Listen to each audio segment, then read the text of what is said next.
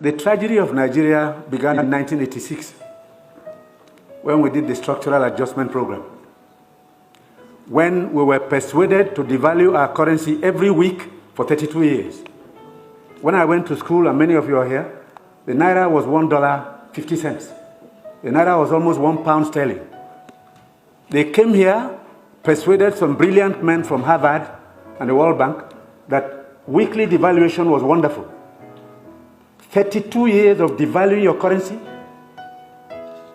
until we hit 527. And they were still telling us that the Naira was still overvalued. That brought poverty, misery upon us. Then interest rates went to 30%. So nobody could build a factory, start a farm, produce anything, or create jobs. Because every time you bring in a shipload of rice, you also bring in a shipload of unemployment. Because you are transferring your wealth to sustain other economies. Somehow, Nigerians didn't notice it. So we became a nation of importers. Toothpicks. Each year it cost us $18 million. Importing toothpicks. Tomato paste, $400 million. So you talked about tomatoes now. One basket in town now is less than 2,000 naira. The farmers are losing money because the processors don't have enough funds to set up factories. They are going to do tomato paste. It's food-grade stainless steel. You can't just use anything because you'll be putting poison in people's stomachs.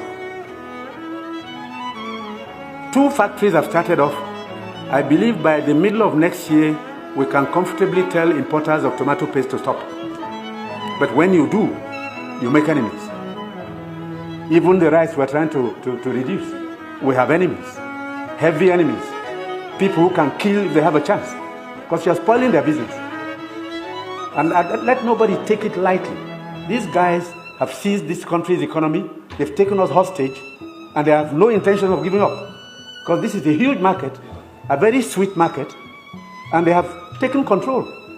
And I'm saying it because I have been in this business for 41 years and I can tell you some history. Audu Ogbeh is here. Import, milk, sugar, toothpicks, toothpaste, handkerchiefs, pencils, we don't make. To cure Nigerians of that malady will take a while. It will take a strong government. That's the truth. And they are not happy that we're cutting down. When we cut down, they lose money there. So you see all sorts of publications.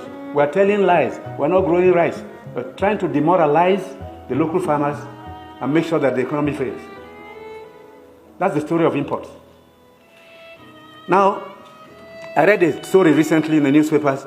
The French ambassador, the champagne ambassador in Nigeria, gave an article to The Guardian. He said Nigerians love life.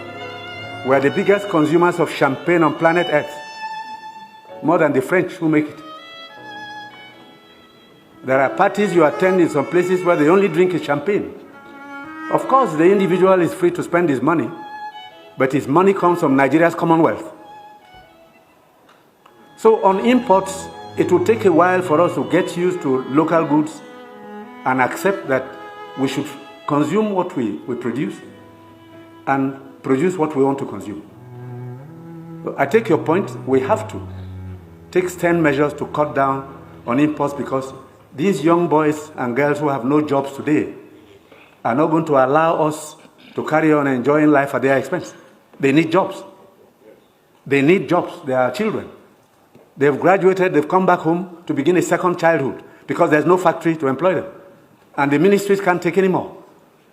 But somebody is making sure you fail when you want to produce at home.